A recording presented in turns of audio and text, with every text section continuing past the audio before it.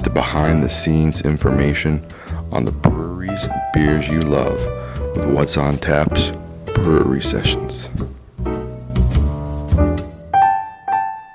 All right. Thanks for joining us today. We are here with Jan from Hoof Hearted, and we are very excited not only to try your beers, but also because your name is amazing. I picked it myself. Look great. Jan Esmoibaldo Bandanya. All right, where are you from? Marion, Ohio. Marion, Ohio, because that name is very Ohioan. Oh yeah, it is.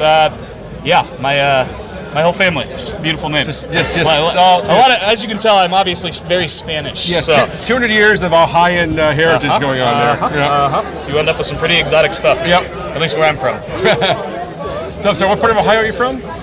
Me, originally, I'm from Marion. Our brewery is based out of Marengo, Ohio, which is in Morrow County.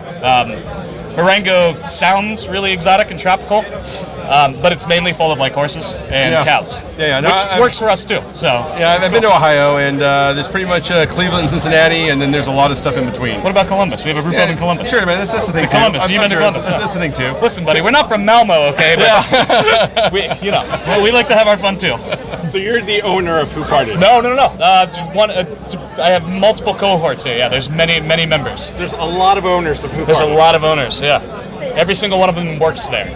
Nice. So how many owners do you have? There are three principal owners. Right. Yep. Cool. Okay. And how'd you come up with the name? I mean, come on. Yeah. I mean, it seems obvious, but at the same time, that's it. Yeah. Okay. Yep. The funny thing is, it seems so obvious once you know it. Like I've heard, like I've seen the beers on like previous like Facebook groups for basically a year now. It's not until yesterday that I figured out the Hoof Hearted reference. You're one of many, so don't feel too bad. No, I've heard like at least 3 people here today. Oh no, I mean, we get it all the time. And even like, the funniest part is we've been doing these can releases for, I don't know, we're probably going on 4 years now. Yeah. And I've seen people who have been coming out for 4 years are just like, you gotta be fucking kidding me. It's like, you have to be fucking kidding me. Like, how did it take you 4 years? But it's cool. I mean, people love it. And it's very much who we are as people, Yeah. We just like to have fun. We're fucking dipshits, dude. Yeah. This shit's fun. Like, why not, like, have fun making beer and serving people beer? That's the whole point anyway, so.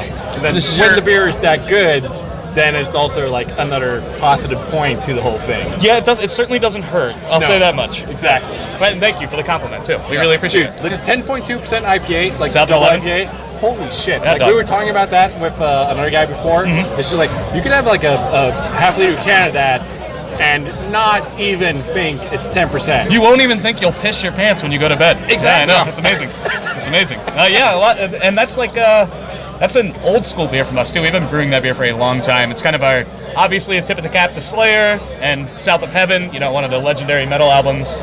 Beyond that, I just love describing the beer. It's like years ago we thought it up, like, how does South 11 taste and smell? Well, it's kind of like somebody got a pineapple stoned and it farted out a heavy indica weed plant. It's kind of, it's our tip of the cap to like, old school West Coast style double IPAs, but also like infusing the whole new wave of IPAs, the flavor and nuance you can get from doing different hopping techniques. So nice. Yeah, we love that beer at the brewery. One of our favorites. Tell us a little bit about the hopping techniques in that beer. It's the same with all the other stuff. You spend way too much money on hops. Utilize them at key times, and then throw way too many in the fermenter, and hope to God you get 50% yield out of it. Perfect. It sounds like the recipe that we've all been looking for. Oh yeah. Yeah. Believe me, I'm here to blow minds, folks. No. Like Ohio isn't thought of as a major player in the beer scene, but I mean, there's so many breweries coming out of the Midwest these days. Yeah, I mean, I think the Midwest in general has a pretty rich beer tradition. I mean, you have a lot of Polish and German immigrants from fucking a couple hundred years ago. You have the whole Milwaukee old style tradition coming out of there. For sure. So. And there's some really old breweries in Ohio, even like craft breweries that have been around for a long time. So I would say it just doesn't come to mind. I mean, that area is one of the few areas in America where you really have that neighborhood bar kind of like you don't see that anywhere else in the States. It has that very European style where there's a place that serves this 5-block radius, and then there's another place a couple blocks up that serves that 5-block radius. You don't have that anywhere else in the States. Yeah, it's Prohibition was a son of a bitch. Yeah. It took a second to catch back up. So no, but that's cool to hear. I mean, from we don't often get to be like outside looking in on what's going on in our scene. So it's cool that that's kind of like the perceived notion of what's going on in our area, because obviously it just adds to everything. Everything cultural in the area. Beer's the great lubricant that gets everybody going. So no, it's really cool to hear. Yeah, so this is your first time here, right? At MBCC. Yeah. So how does it feel to kind of be on this playing field all of a sudden? It's amazing. Yeah, it's so fucking flattering, to be honest. I think you're here with like 99 of the best breweries in the world. So yeah, that I don't think that'll ever get old. That's kind of the reason you get into it in the first place. Yeah. Hope and pray to God that you can get to this level and have this kind of exposure at such a premiere. And this is one of the best beer festivals, if not the best beer festival in the world. So yeah, it feels fucking awesome. Let's be honest. That's great. It feels fucking amazing. So, what's your philosophy? What kind of beers are you mostly brewing, and what's your kind of like go-to styles? I think we're predominantly known for like our hop-forward libations, so a lot of IPAs, double IPAs. But don't pigeonhole us, bro. I mean, I'm not trying to, man. No, I know you're not. I know. We do a little bit of everything, man. It's just kind of really our main motivation, as I'd imagine, like most people are. We just make beer that we like to drink for the most part. So yeah, we span the whole gamut. But when the perception of us is, we're, at least from what I understand, is that we're a brewery that's known for, hazy, juicy double IPAs. Yeah. So it is what it is, So what else do you do besides hazy, juicy IPAs? All kinds of stuff, man. I mean, you name it. We've probably done it at one point. We've got a little bit of a sour program going, some weird barrel fermented saisons and shit that we're then pumping into punches and treating and inoculating with different yeast strains from there. Barrel aged, stouts and barley wines. A lot of kettle sours because we like to keep it cheap and sleazy and get something nice and tart. Yeah, no, just not cheap and sleazy in that aspect. It's just like something. It's just a faster turnaround. It's not even about the turnaround. It's just moreover like we want something that's super refreshing at the end of the day. So why the fuck? Nice. Yeah. So if we're in the States, where are we going to find your beers? Outside of the tap room, I guess. Yeah, it's predominantly Central Ohio. We distribute a little bit to Portland, Maine, because that place is fucking awesome. Yeah. That's pretty much the main motivation. Vacation Land Distributors, good friend John Squadrito. Shout out to J Squad. And yeah, we're working on a couple new markets right now, but yeah, it's a pretty small operation. I think annually it's 3,500 barrels. So yeah, there's not a whole lot to go around. So it's still quite a small brewery. Yeah, for sure. For the U.S. Mm-hmm. But you've made quite an impact over the last couple of years. Yeah, luckily. Yeah. I don't know. Rabbit's foot, good luck. I don't know what it is. We'd like to think, a lot of it's due to quality, but we also have our artist is fucking amazing and definitely polarizing, and that helps. And I don't know, in terms of like a business philosophy, we're really like true to form to who we are just as people, and we're not, putting on the brewer's boots. So I think that helps too. People kind of feel like, how could this be anything but genuine, dumb and genuine? So I think that kind of helps resonate too. Yeah. Maybe that's it. I don't know. Maybe I'm completely wrong. It wouldn't be the fucking first time. I promise you that. Well, I think you're quite hitting a point on that one. Yeah, you're right. I'm a dipshit.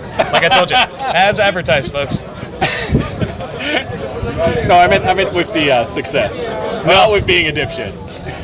I guess. I don't know. Well, we'll see. Time will tell on that one. The jury's still out. But we are definitely fortunate to be here. Very lucky and really enjoying it. Great having you here as well. Dude, I mean, I've been hearing shit about Hoof Hearted.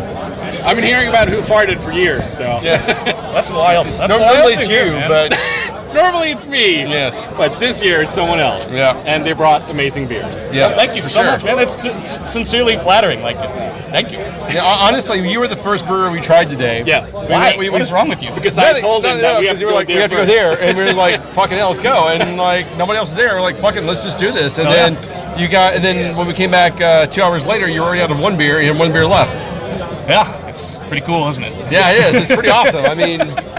Yeah, that's what I think is so great about this festival is it's like everyone goes to like Omnipolo and Three Floyds and Mikkeller and and I mean those are really great breweries, but there's so many amazing breweries here that I usually tend to like if there's a line I'm like fuck those guys, look at this guy next door and nobody's trying and there's like this is even better than the shit I probably would have waited 10 minutes to get to. No, I hear it. I mean, but at the same in the same token, like those lines are probably deserved more often than not, right?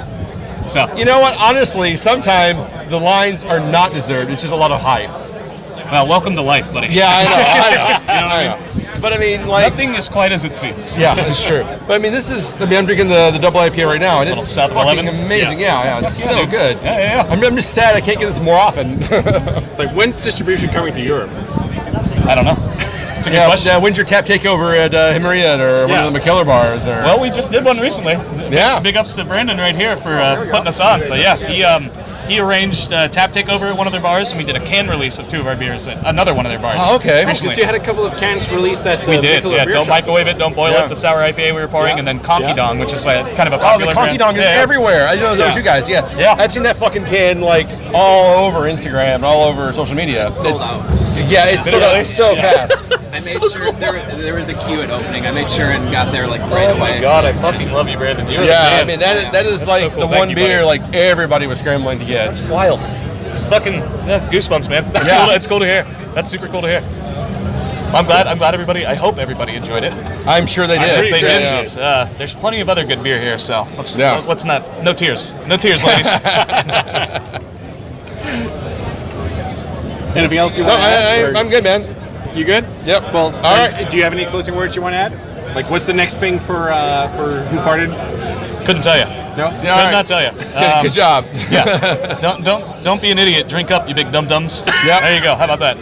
Those are words to live by. That might be our new closing. Yeah, there you Don't go. be an idiot. Drink up, you big dum dums. That might actually have I to might be our new have to closing. change our new closing. Well, we put it on the side of one of our tart saison cans. It's a beer for idiots brewed by morons. So don't be stupid. Drink up, you dum dum. I love that. That's perfect. Yeah, we're as advertised. I told you. Yeah, We yeah. are. You guys are dumb as hell. I fucking love it. It's great. It was so good having you on. man. Yeah. man. It's supposed to be fun, right? Yeah. It's so Did good. you guys have fun? Yeah. Oh yeah, perfect, man. Thank you for your time. Really appreciate it. man. It was great meeting you guys.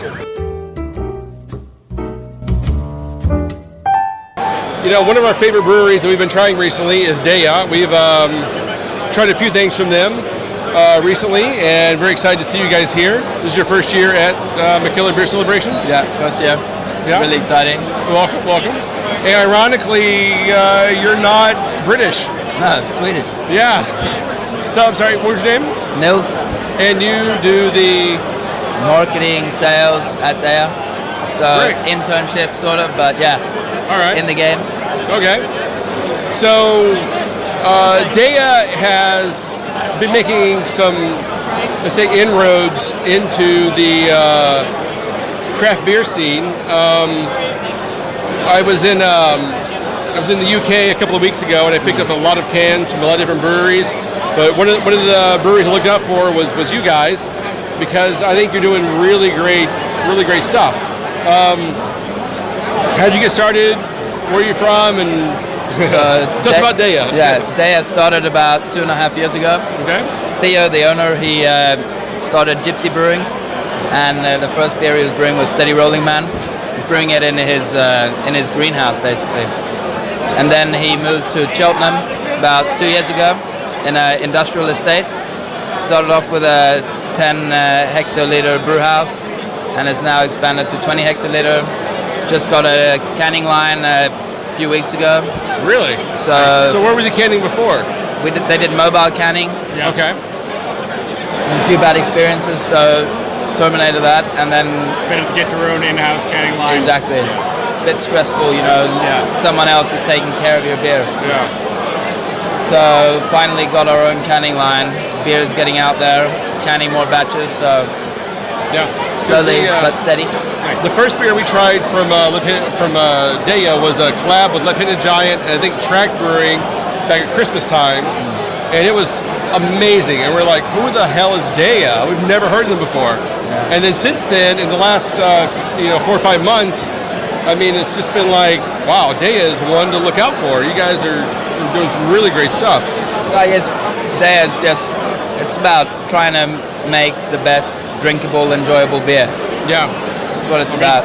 Judging from the pale ale you have today, then That's job well done. That's been the core beer since the beginning, right? All right. Theo concentrated on perfecting this recipe for 2 years. Yeah. So he basically didn't release any other beers. He only focused on Steady Rolling Man Yeah. because he wanted one beer to get exposure, and after that you can start building, right? Yeah. So the focus has been on Steady Rolling Man. So it's supposed to be super sessionable, good mouth feel, super drinkable, 5.2%. Yeah, I'm just sad we can't get this around here more often because it is unbelievably good. It's actually one of my favorite beers of the festival so far. Awesome. I tried it while we were standing in line for something else. I was just like, holy shit, we got to talk to these guys. This is unbelievably good. So what's the philosophy? What do you guys? What's your ideology going into brewery, into the market? 'Cause I mean, like the UK has a ton of like amazing IPAs and pale ales and stuff. So the focus of Deya is to do hazy beers, super drinkable, good mouthfeel, sessionable, steady rolling man. But obviously we started a barrel project, so we're putting some beer. Tomorrow we have a porter which has been aged in oak barrels for 3 months. So that'll be coming on tomorrow.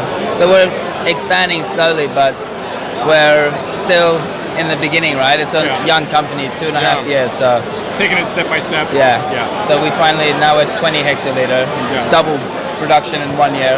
Next year we're doing the same. So it's all about taking it slowly but steady. And all we want is people to drink fresh beer and good beer. That's what we're here for. Perfect. So how do you make a name for yourself in like a really crowded marketplace in the UK? I mean, we just brew good beer, and hopefully if people enjoy our beer, that's going to make us, people are going to find out. I guess you've done something right, because getting invited to the MBCC is not easy to do either. either. A big step. So you're here with other top breweries from the UK as well, like Cloudwater and Verdant and stuff like that. I just mean people enjoy our beer, which is why we're here. Yeah.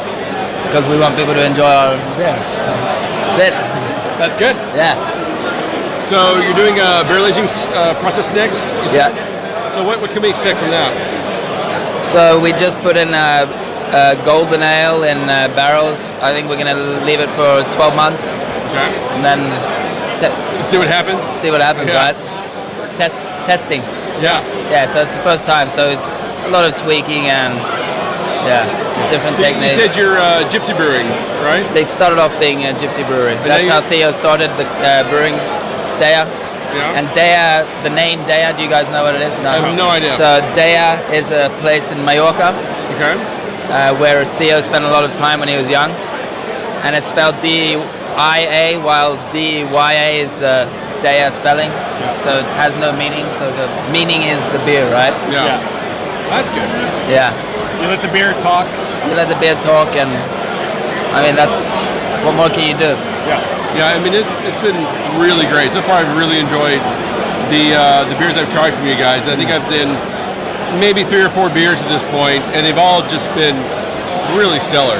Hopefully you can get some of our own beer, which we brew at our own brewery. It's the collabs, right?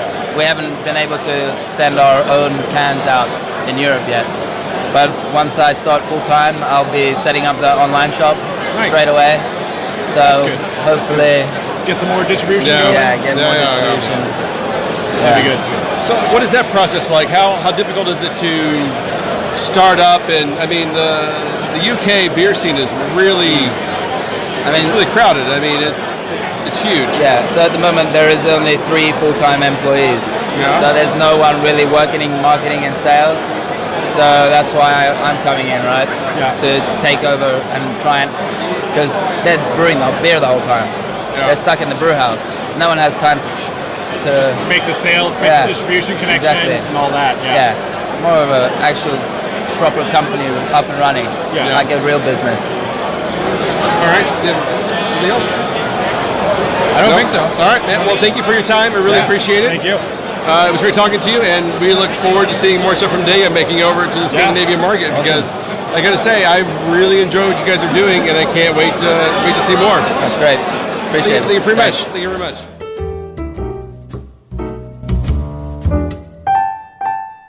We're here with Kerry from Nectar. Hey. How do you feel being in Europe again? I love it. It's like one of my favorite places to be. Because you've been at MBCC for how many years now? This will be our 5th time here, so it's been 4 years. So you've been basically here from the start, right? Well, I think we're there about 7 years old, maybe. Maybe so. So kind of, At least from one the of early. the OG MBCC attendees, at least. Yeah. No, and it's a great fest. It's one of my favorite to attend. I mean, the people are great. Yeah. I love the city too. The people here are so friendly, and it's really easy to navigate. Yeah. They're still kind of new to the meat scene, so we're educating and hopefully trying to grow the market out here. Yeah. You've already sold out of one meat. Have we? I think so. It looks like it. There's only one on tap, at least. Yeah. Oh, we blew a keg. Woo! Okay, stop. All right, sweet. It's good. It's good. That is good. So, tell us a bit about Nectar. So we are the largest meadery, I think in the U.S., but possibly the world. We are known for our session meads and ciders, but we do a lot of the high ABV stills as well. Experimental, we like to have fun. We're kind of nerds, you know. Well, I mean, judging from the names, there's a lot of Star Wars references, there's a lot of movie references, which is also the only reason that we actually started hanging out. But, you know, we make a connection. That's what we like to do. We like to have fun with it. And, we're 10 years old this year. Congratulations. So, yeah. I feel like we've done something. Well, I mean, you obviously have. With the production you have, as you mentioned just before we started recording as well, the new facility and everything. Yeah. Then things are moving up quite fast for you guys. Yes, we're moving in 16,000 square feet. I don't know what that translates to. I have no idea. But yeah, it's a step up. But we're consolidating too, because we've got stuff everywhere, and it'll be nice to kind of have everyone under one roof. So can you tell us a little bit about what inspires new recipes and new meads? Where do you get your inspiration from? It's mostly just stuff that we like to eat. We like to try different things. Brad will kind of watch cooking shows and come up and get inspired by the different ingredients that they use there. And we're not afraid to go a little nuts. I think he's talking about aging a curry meat in a fish sauce barrel. So, you know, there's no end to what we want to do. But so where do you source your fish barrels from? That I don't know. I haven't found that out yet. But we just did a sizer of the lambs because I've had that name for 8 years. That's the one you have on today, right? Yes, that's what we have on today. It's apple mead aged in Chianti barrels. Nice. And so we really had to wait till we could source the Chianti barrels from Italy in order to finally make that product. Yeah. But I was really happy because it was one I haven't tried this yet, so I'm going to have to get a pour out of it as well. Here we go. Oh, where's that? And the raspberry black currant mead is apparently... That was out. Yeah, and we only had one keg of that one, unfortunately, so... Chianti one is really good. I do like that one. Yeah. So out of the meats that you produce, which one is your favorite one? Which ones do you have the most influence on? I don't have a lot of influence in what we make. Really? Yeah, no, I do the label side. So mine's how it looks on the outside, and Brad's more on the inside. So, but as far as what we produce, I think Necro is my favorite of all time. Yeah. I can always drink that one. Unfortunately, it's a year-round product, so it's always there.